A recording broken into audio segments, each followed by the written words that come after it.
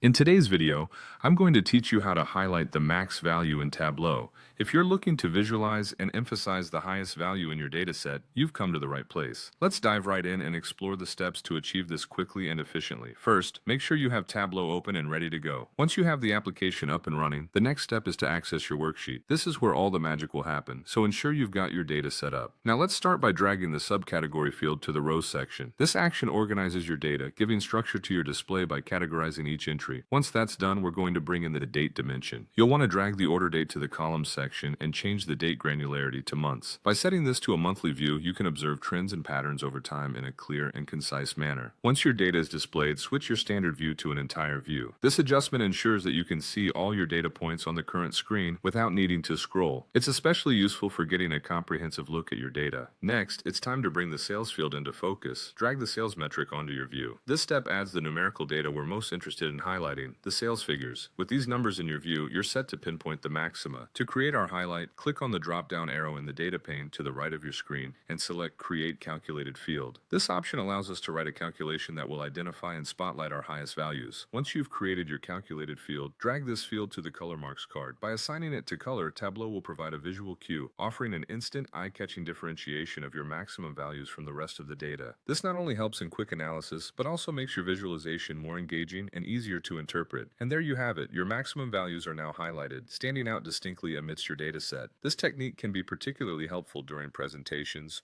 or while conducting detailed analyses. With your highlighted view, you're now fully equipped to deliver insights that previously might have been buried in the numbers. And that's it for today. You've successfully learned how to highlight the max values in Tableau, a skill that enhances not only your data analysis capabilities, but also your storytelling through data visualization. Thank you for watching, and I hope you found this tutorial helpful. Be sure to like and subscribe for more insightful Tableau tips.